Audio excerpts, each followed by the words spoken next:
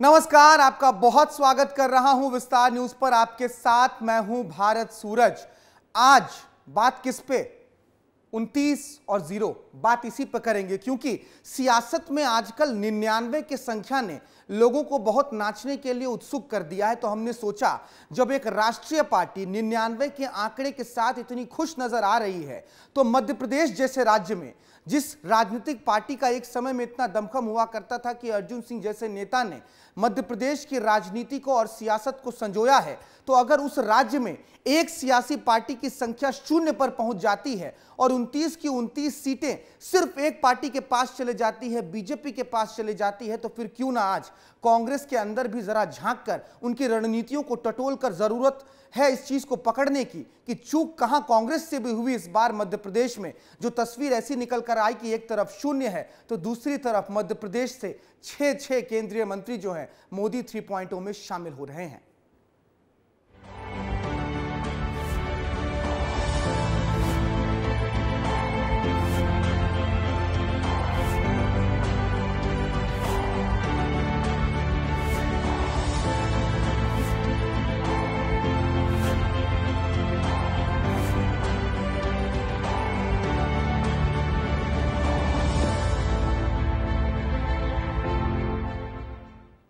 कहानी यही है, एक तरफ 29, एक तरफ 0। और कहानी कुछ और भी है जो तस्वीरों से आप और बेहतर समझेंगे, क्योंकि इस बार के लोकसभा चुनाव में मध्य प्रदेश ने अगर बीजेपी को 29 की 29 सीटें सौंप दी, तो फिर बीजेपी को और मध्य प्रदेश बीजेपी को भी 6 केंद्रीय मंत्री मिले हैं। पहले आप ये दो तस्वीर देखिए। जब आज शिवराज सिंह चौहान और ज्योतिरादित्य सिंधिया भोपाल पहुंचे तो तस्वीरें कैसी थी, हुजूम किस तरीके का था, कार्यकर्ता किस तरीके से उनका स्वागत कर रहे थे। शिवराज सिंह चौहान केंद्र में कृषि मंत्री बनाए गए हैं, तो ज्योतिरादित्य सिंधिया को दूरसंचार मंत्रालय दिया गया है। इसके अलावा भी अन्य और 4 मंत्री हैं जिनका मध्य प्रदेश से ताल्लुकात है। ये दो तस्वीरें आप देखिए। चलिए, आपको हम और तस्वीरें दिखा रहे हैं। आपको 6 तस्वीरों के माध्यम से बीजेपी की रणनीति और बीजेपी की शख्सियत को भी समझाते हैं। 6 तस्वीरें आपके टेलीविजन स्क्रीन पर इस वक्त बीजेपी के ये 6 बड़े चेहरे हैं। एक तरफ आप शिवराज सिंह चौहान को देखिए, ज्योतिरादित्य सिंधिया, वीडी शर्मा, मध्य प्रदेश बीजेपी के अध्यक्ष, बेहतरीन काम किया और 29 की 29 सीटें बीजेपी ने उनकी अध्यक्षता में इस बार जीत ली। वीरेंद्र खटीक आपको दिखाई दे रहे हैं, पूर्व में केंद्रीय मंत्री रहे हैं, इस बार भी मंत्री पद उनको दिया गया है। लगातार चुनाव जीतते आ रहे हैं 1996 से लेकर अब तक। उसके बाद बंटी साहू को आप देख पा रहे होंगे, एक नया नाम है बीजेपी के अंदर जो अचानक से हीरो हो गया। क्योंकि हीरो इसलिए, छिंदवाड़ा के किले को इसी विवेक बंटी साहू ने इस बार जो है मात दे दी है, हरा दिया है। और मंडला से भगन सिंह कुलस्ते भी तमाम कयासों और संशयों के बीच भारी मार्जिन से जो है, भारी अंतर से चुनाव जीतकर पहुंचे हैं संसद। 6 तस्वीरें आपने बीजेपी की स्थिति को तो बहुत कमोबेश समझ लिया। अब 6 तस्वीरों के माध्यम से आप कांग्रेस की भी स्थिति को समझिए। और 6 सियासी शख्सियत, 6 तस्वीरें आपके टेलीविजन स्क्रीन पर है इस वक्त। 6 तस्वीरें आप देखिए। एक तरफ आपको दिखाई देंगे नकुलनाथ, कमलनाथ और दिग्विजय सिंह आपको दिखाई दे रहे होंगे आपको। साथ ही साथ सतना से जो इस बार कांग्रेस के उम्मीदवार थे, सिद्धार्थ कुशवाहा, वो आपको दिखाई दे रहे होंगे। सतना में बहुत टफ फाइट थी। कांतिलाल भूरिया आपको दिखाई दे रहे होंगे रतलाम से, वो इस बार कांग्रेस के उम्मीदवार थे। ओमकार सिंह मरकाम मंडला से एआईसीसी के सदस्य भी हैं, और कमलेश्वर पटेल सीधी से। अब देखिए, जितने भी उम्मीदवारों का मैंने जिक्र किया है और ये जो तमाम लोकसभा सीट है, ये वो लोकसभा सीट थी जहां कहीं ना कहीं बताया जा रहा था कि कांग्रेस थोड़ा टक्कर तो देगी बीजेपी को, कुछ तो दिखाई देगा यहां पर रंग राजनीति का। मुकाबला इतना आसान तो नहीं बनेगा, दिलचस्प बनाएंगे ये लोग, लेकिन ये 6 किरदार भी इस बार के लोकसभा चुनाव में फेल हो गए। ये तमाम के तमाम कांग्रेस के उम्मीदवार अपने वायदों और दावों को धारा का धारा छोड़कर शिकस्त और हार को कबूल करना पड़ गया इनको। खैर, क्या रही है कहानी, रणनीति कैसे खराब हो गई और कांग्रेस और बीजेपी के बीच की इस लड़ाई में लोकसभा चुनाव कितना बदल गया है, आज जो 2 मंत्री आए हैं उनको भी देखते हुए सब कुछ, पूरी कहानी एक रिपोर्ट में हमने संजोई है। इस रिपोर्ट को पहले देखिए।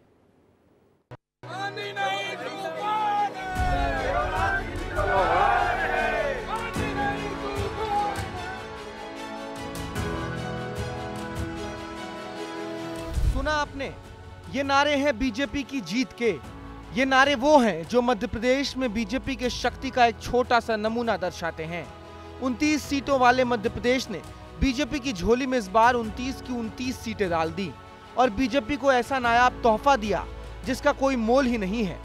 बीजेपी ने मध्य प्रदेश में क्लीन स्वीप कर दिया, लेकिन वहीं उनके चिर प्रतिद्वंदी कांग्रेस मध्य प्रदेश में अपना खाता भी नहीं खोल पाई। मोदी 3.0 कैबिनेट में इस बार मध्य प्रदेश के 6 मंत्री शामिल हैं। मोदी के कैबिनेट में मध्य प्रदेश से शिवराज सिंह चौहान को कृषि मंत्री बनाया गया है। ज्योतिरादित्य सिंधिया को दूर संचार मंत्रालय दिया गया है। सावित्री ठाकुर महिला एवं बाल विकास राज्य मंत्री बनाई गई हैं। दुर्गा दास उइके को जनजातीय कार्य राज्य मंत्री बनाया गया है। एल मुरुगन संसदीय कार्य राज्य मंत्री बनाए गए हैं, जो मध्य प्रदेश से राज्यसभा सांसद हैं।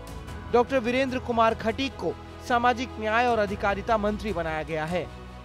मध्य प्रदेश ने केंद्र सरकार में 6 मंत्रियों की भागीदारी दी है और रविवार को इन मंत्रियों का भोपाल में भव्य स्वागत भी किया जाना था, लेकिन सत्यनारायण जटिया की पत्नी के आकस्मिक निधन से ये कार्यक्रम स्थगित कर दिया गया। दिल्ली से भोपाल आए ज्योतिरादित्य सिंधिया ने सीनियर लीडरशिप का धन्यवाद किया और आभार जताया कि 29 के 29 सीटों पर भारतीय जनता पार्टी का परचम लहराया, प्रधानमंत्री नरेंद्र मोदी जी के हाथों को मजबूत किए, नया इतिहास रचा गया और उसी के साथ प्रधानमंत्री नरेंद्र मोदी जी को मैं धन्यवाद अर्पित करना चाहता हूं। गृह मंत्री अमित शाह जी को, हमारे पार्टी अध्यक्ष हमारे जेपी नड्डा साहब को, कि उन्होंने आशीर्वाद प्रदान किया, ये नई जिम्मेदारी मुझे दी है। मध्य प्रदेश की राजनीति के इतिहास में ऐसा पहली बार हुआ जब कांग्रेस पार्टी अपना खाता भी नहीं खोल पाई। आखिर ऐसा क्या हुआ जो मध्य प्रदेश में कांग्रेस का ये हाल हो गया? क्या कांग्रेस की इस करारी हार के पीछे कारण है? वो आपको समझाते हैं। दरअसल मध्य प्रदेश में कांग्रेस के इतने बुरे प्रदर्शन के लिए अंदरूनी कलह को भी एक वजह माना जाता है। प्रियंका और राहुल गांधी ने मध्य प्रदेश में इस बार ज्यादा प्रचार नहीं किया, तो वहीं साथ ही साथ कमलनाथ ने भी प्रचार से बहुत दूरी बनाई। इसी के साथ कांग्रेस के तमाम नेताओं का बीजेपी में शामिल होना भी कांग्रेस की इतनी बुरी हार का कारण बना है। साथ ही साथ संगठनात्मक रूप से कांग्रेस लगातार कमजोर होती गई। इन सब के इतर अजय सिंह और गोविंद जैसे वरिष्ठ कांग्रेसी नेताओं का चुनाव न लड़ना भी कार्यकर्ताओं के मनोबल को बहुत हद तक बढ़ा नहीं पाया। बीजेपी ने तो मध्य प्रदेश का किला फतेह कर लिया है, लेकिन असली पड़ताल की जरूरत तो कांग्रेस को है, जो मध्य प्रदेश में अपना खाता भी नहीं खोल पाई। अब देखना होगा कि कांग्रेस हाईकमान इस हार को किस तरीके से लेती है। ब्यूरो रिपोर्ट, विस्तार न्यूज। तो बीजेपी ने तो जो फतेह करना था, उनको जो हासिल करना था, बीजेपी ने वो कर लिया। वीडी शर्मा कह रहे थे कि 29 की 29 कमल की माला जो है हम इस बार प्रधानमंत्री मोदी को सौंपना चाहते हैं, और बीजेपी ने मध्य प्रदेश में वो करामात दिखा भी दिया। पड़ताल की जरूरत असल में अगर किसी को है तो वो कांग्रेस को है।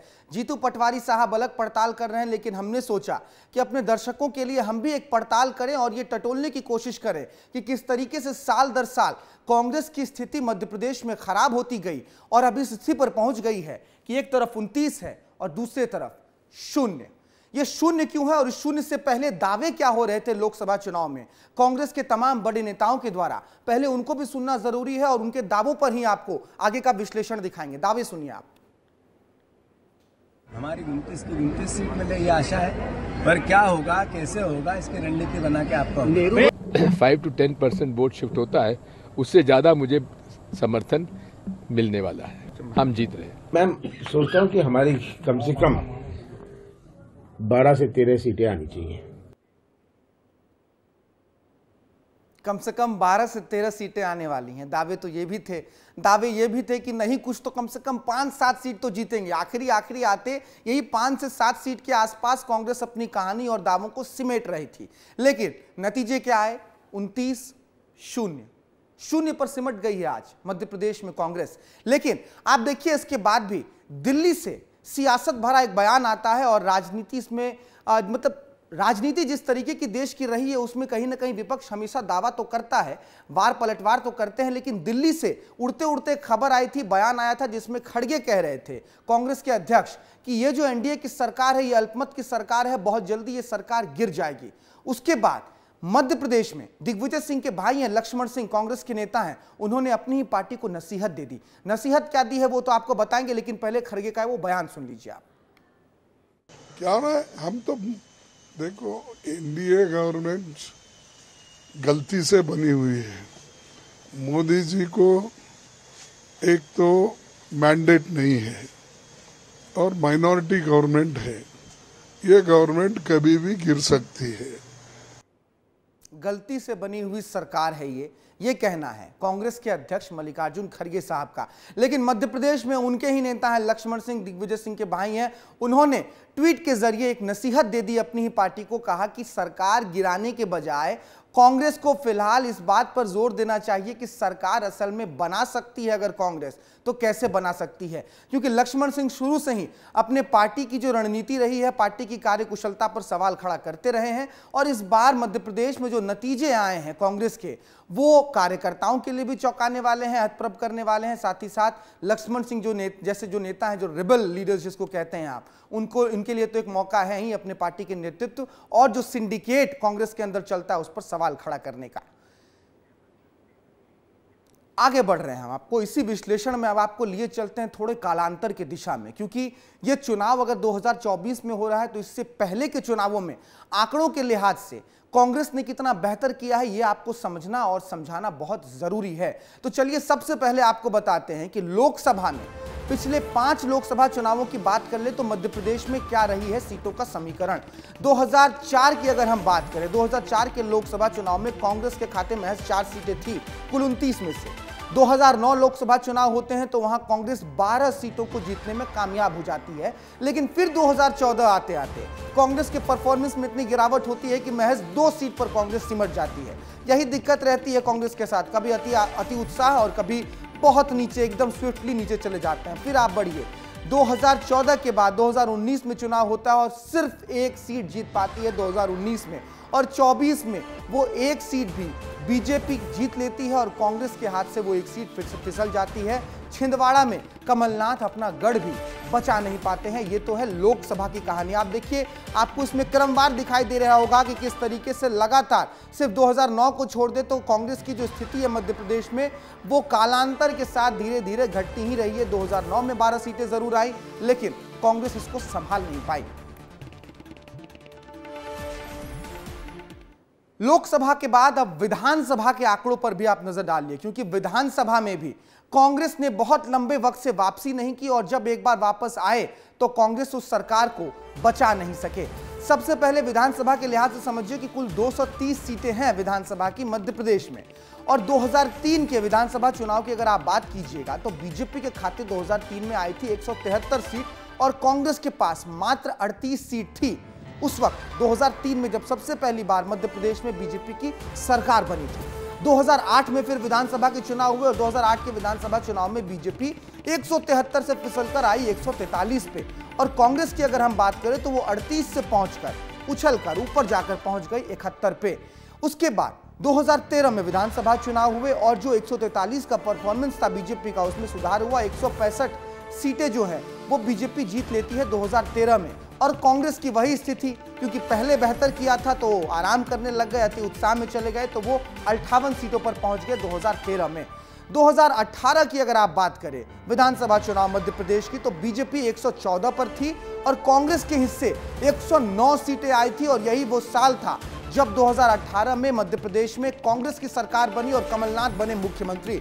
लेकिन इस सरकार के बीच सामंजस्य जो है वो बन नहीं सका और ये सरकार समय रहते अपना पूरा कार्यकाल कर नहीं पाई। 2020 में ही सरकार को हाथ धोना पड़ गया और 2023 में जो परिणाम आए हैं वो तो आपको पता ही है किस तरीके से बीजेपी ने इस बार क्लीन स्वीप कर दिया और कांग्रेस कहीं ना कहीं बहुत ज्यादा पिछड़ गई है। चलिए अब और आगे बढ़ते हैं और आपको बताते हैं कि मेहनत किसने कितनी की है, क्योंकि आंकड़े जो ये आप देख रहे हैं ये मेहनत पर निर्भर हैं। तो किसने कितनी रैलियां की, चुनाव में कौन कितना ज्यादा एक्टिव दिखाई दे रहा था, इसको भी समझ लीजिए आप आंकड़ों के लिहाज से। दरअसल इस बार के लोकसभा चुनाव में प्रधानमंत्री नरेंद्र मोदी 7 बार मध्य प्रदेश के दौरे पर आए और इस दौरान उन्होंने कुल 8 जनसभाएं की और 2 रोड शो किया। एक जबलपुर में किया रोड शो, एक भोपाल में रोड शो किया। कुल 8 जनसभाएं और 2 रोड शो किए हैं खुद प्रधानमंत्री नरेंद्र मोदी ने। 7 बार वो थे मध्य प्रदेश के दौरे पर। जेपी नड्डा बीजेपी के राष्ट्रीय अध्यक्ष हैं, कुल 9 जनसभाएं की है, और अमित शाह ने जो कि पूर्व गृह मंत्री थे और इस बार भी गृह मंत्री हैं, अमित शाह ने कुल 5 जनसभाएं की और 9 रोड शो किया। आप देखिए कितनी मेहनत कर रहे थे बीजेपी के जो तमाम शीर्ष नेतृत्व हैं। लेकिन अगर आप कांग्रेस की बात करें तो राहुल गांधी ने इस बार मध्य प्रदेश को जो है अपने मन में बसाया नहीं। पता नहीं, शायद उनको पहले से परिणामों के बारे में जानकारी होगी। मेहनत ज्यादा राहुल गांधी की तरफ से किया नहीं गया। महज 2 जनसभाएं उन्होंने की और प्रियंका गांधी ने सिर्फ 1 जनसभा की मध्य प्रदेश में। और शायद ये कारण भी एक रहा है कि मध्य प्रदेश के पास कांग्रेस की मैनिफेस्टो और कांग्रेस के विचार और जो उनके वायदे हैं वो सही तरीके से पहुंच नहीं पाए, वो कनेक्ट नहीं बन पाया बड़े नेताओं के साथ। और बीजेपी ने 29 की 29 सीटों को इस बार फतेह कर लिया, अपने नाम कर लिया। अब चलिए आपको विश्लेषण आप समझिए। विश्लेषण में लाखों की जीत और लाखों की हार की बात है, क्योंकि 29 और ये 0 की जो हम बात कर रहे हैं, ये 29 और 0 सिर्फ ऐसे नहीं आ गया है कि एक तरफ 29 की 29 सीटें बीजेपी के पास है और टफ फाइट था कांग्रेस का। नहीं, अंतर जो है वो लाखों की जीत का रहा है। आप समझिए, सबसे पहले अगर आप बात करेंगे 11 लाख वाली जीत की, वो जीत हुई थी इंदौर में। बीजेपी के शंकर सिंह लालवानी इंदौर में 11 लाख वोटों से जीते हैं और 11 लाख में आप समझिए वहां कांग्रेस का कोई उम्मीदवार था ही नहीं, क्योंकि कांग्रेस के उम्मीदवार ने, अक्षय कांति बम ने ऐन मौके पर ही अपनी उम्मीदवारी वापस ले ली। उन्होंने बीजेपी का साथ दे दिया। वहां पर नोटा को ही माना जा रहा था कि नोटा ही उम्मीदवार है कांग्रेस का, और वहां पर 11 लाख वोटों से कांग्रेस को विजय मिली है। अगर आप और आगे बढ़िएगा तो 4 से 5 लाख के बीच में, 3 से 4 लाख के बीच में, 1 से 2 लाख के बीच में अलग अलग जितने भी प्रत्याशी चुनाव जीते उन्होंने सबने लाखों के मार्जिन से इस बार चुनाव जीता है। विदिशा की बात करें तो 8 से 9 लाख के बीच में विदिशा में शिवराज सिंह चौहान ने इस बार चुनाव जीता है। प्रताप भानु शर्मा को उन्होंने वहां से हरा दिया। अगर आप 1 से 2 लाख के बीच में बात करेंगे कि कितने उम्मीदवारों ने 1 से 2 लाख के बीच में चुनाव जीता है, 2 से 3 लाख के बीच में 4 लोकसभा सीटें हैं, सीधी, रतलाम, धार और खंडवा।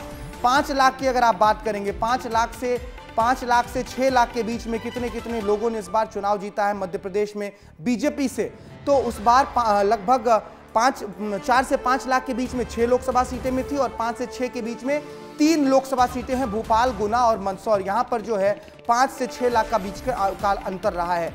8 से 9 लाख के बीच की बात करें तो विदिशा, जैसा हमने आपको बताया, और 4 से 5 लाख के बीच में अगर हम बात करें तो 6 लोकसभा सीटें हैं, टीकमगढ़, सागर, दमोह, देवास, होशंगाबाद और जबलपुर। यहां पर 6 लोकसभा सीटें हैं जहां पर कि 4 से 5 लाख का अंतर रहा है।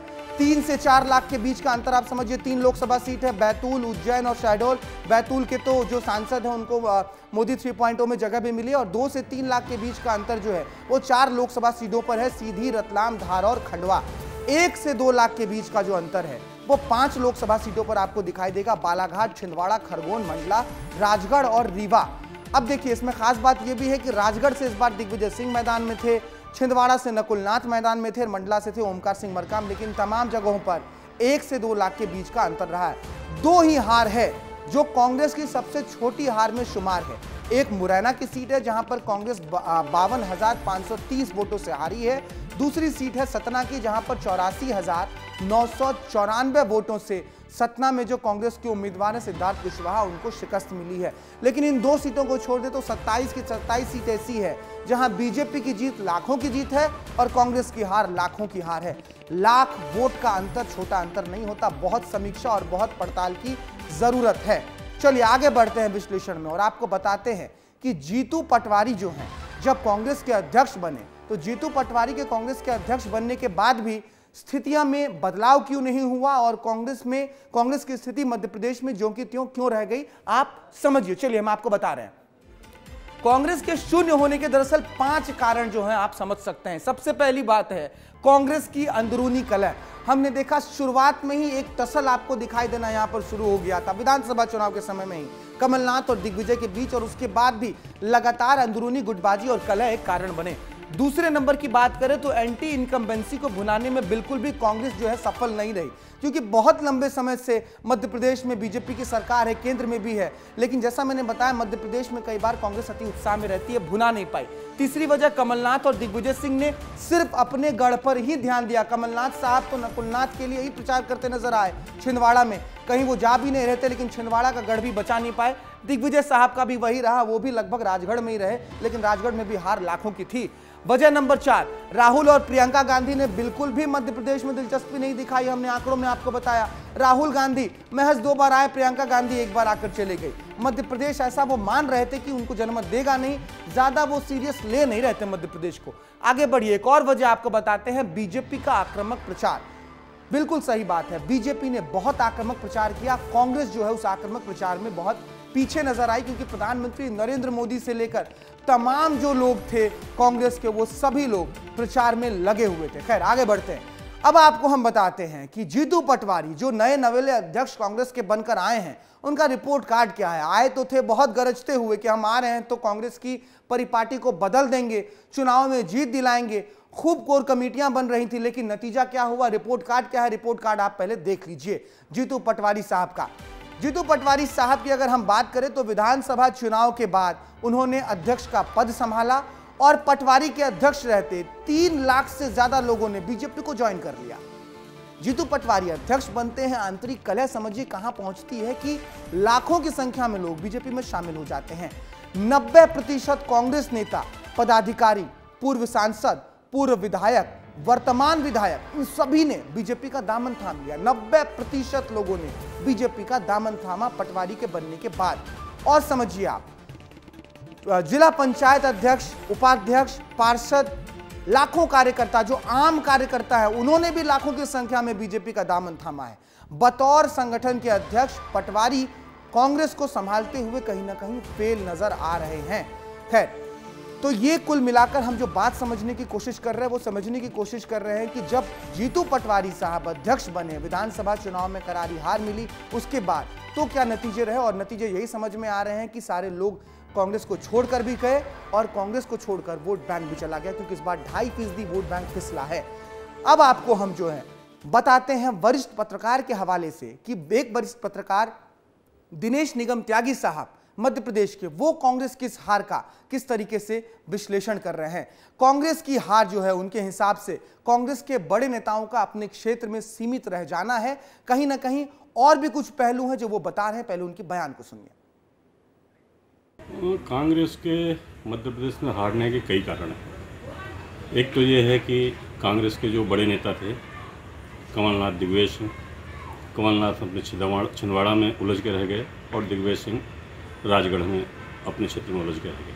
कमलनाथ का बेटा चुनाव लड़ रहा था, दिग्विजय सिंह खुद चुनाव लड़ रहे थे। दूसरा, कमलनाथ को हटा के विधानसभा के बाद जीतू पटवारी को प्रदेश अध्यक्ष बनाया गया था, नेतृत्व परिवर्तन हुआ था। तो जीतू पटवारी ना अपना संगठन बना पाए और न जीतू पटवारी पर लोगों ने भरोसा कर पाया। उसका नतीजा ये हुआ कि भाजपा ने कांग्रेस तोड़ो अभियान चलाया, कांग्रेस में भगदड़ जैसी मची, सुरेश पचौरी जैसे नेता कांग्रेस छोड़ गए। अंदरूनी कलह, पार्टी को सही तरीके से संभाल नहीं पाना और आम कार्यकर्ताओं को, कैडर को पार्टी में जोड़ नहीं पाना, यह कहीं ना कहीं कांग्रेस की बहुत बड़ी वजह रही है शून्य तक पहुंचने में। लेकिन बीजेपी की क्या वजह रही कि बीजेपी ने 29 की 29 सीटों को जीत लिया, समझना तो इसको भी जरूरी है। शून्य पर तो बात हो गई, अब 29 की बात करते हैं। चलिए बताइए किस तरीके से बीजेपी ने जो है इस बार मध्य प्रदेश को अपने नाम किया। दरअसल मध्य प्रदेश में इस बार मोदी मैजिक सिर चढ़कर बोला है लोगों को। हमने देखा भी, हमने खुद रिपोर्ट भी किया, चाहे जबलपुर हो या भोपाल, जो भी रोड शो रहा हो, मोदी की रैली रहे हो, हर जगह एक ही नाम था, नरेंद्र मोदी, नरेंद्र मोदी, नरेंद्र मोदी। तमाम प्रत्याशियों के ऊपर प्रधानमंत्री नरेंद्र मोदी का नाम सर चढ़कर बोल रहा था। दूसरी वजह आपको बताते हैं मध्य प्रदेश में क्या कारण रहा। राम मंदिर और हिंदुत्व का जो मुद्दा है वो मध्य प्रदेश में आपको सबसे ज्यादा जीवंत और ज्वलंत दिखाई देता है। चुनावों में भी वो मुद्दे जो है वो परिणाम में बदलते दिखाई दिए हैं और हिंदुत्व और राम मंदिर के मुद्दे पर भी मध्य प्रदेश में बीजेपी को बहुत वोट मिला है। तीसरी वजह की अगर हम बात करें तो बड़े नेताओं ने इस बार मध्य प्रदेश में घेराबंदी की है। खुद आपको मोहन यादव दिखाई दे रहे हैं। मोहन यादव ने खूब मेहनत की है इस बार लोकसभा चुनाव में। उनकी पहली परीक्षा थी मुख्यमंत्री बनने के बाद, और कमलनाथ और दिग्विजय सिंह की घेराबंदी करने की पूरी कोशिश की यहां पर बीजेपी ने, और बीजेपी को उसमें सफलता भी मिली है। बड़े नेताओं ने लगातार मध्य प्रदेश में कैंप किया, चाहे मुख्यमंत्री मोहन यादव हो, प्रधानमंत्री हो, जेपी नड्डा हो, अमित शाह हो, तमाम बड़े नेता पहुंच रहे थे और इन दोनों को आड़े हाथ लिया उन्होंने, फायदा भी उनको मिला है। चौथी वजह की बात करें तो उम्मीदवारों का सही चयन, बिल्कुल ये बहुत जरूरी चीज होती है चुनावों में कि आपके उम्मीदवारों से आपका कार्यकर्ता, आपकी कोर कमेटी सभी संतुष्ट रहे, और बीजेपी ने कहीं ना कहीं अपने कार्यकर्ताओं को संतुष्ट किया है सही उम्मीदवारों का चयन करके। पांचवी और सबसे बड़ी वजह है संगठन की मजबूती। बीजेपी, मैं हमेशा कहता हूं कि बीजेपी की सियासत जो है वो संस्था है, संस्थागत तरीके से बीजेपी काम करती है। यहां पर सिंडिकेट नहीं चलता और वही कारण है कि आप समझिए अकेले मध्य प्रदेश में 3 लाख से ज्यादा बीजेपी कार्यकर्ताओं, कांग्रेस कार्यकर्ताओं ने बीजेपी का दामन थामा है। माफ कीजिएगा, कांग्रेस कार्यकर्ताओं ने लाखों की संख्या में जो है बीजेपी को थामा है। कांग्रेस इतनी कमजोर हुई, लेकिन इतने बड़े कार्यकर्ताओं के हुजूम को अपने वापस समेटने के बाद भी बीजेपी में कोई डिस्टर्बेंस दिखाई नहीं दिया। वो तमाम के तमाम कार्यकर्ताओं ने बीजेपी के लिए काम किया है और बीजेपी को उसका परिणाम मिला। कांग्रेस की अंदरूनी कलह, कांग्रेस की कमजोरी और कांग्रेस से निकले कार्यकर्ताओं ने ही बीजेपी को इस बार 29 की 29 सीटें दिलवा दी मध्य प्रदेश में। तो यह तमाम विश्लेषण था मध्य प्रदेश में 29 बनाम 0 की कहानी के। हालांकि बात अब यह कही जा रही है कि जीतू पटवारी अभी भी एक्टिव मोड में है और मध्य प्रदेश में स्थितियां कांग्रेस के लिए शायद बदल सकती हैं। कब बदलेंगी यह वक्त बताएगा। फिलहाल बुलेटिन में हमारे पास इतना ही वक्त है। बाकी देश दुनिया की तमाम बड़ी खबरें विस्तार न्यूज पर लगातार जारी है। नमस्कार।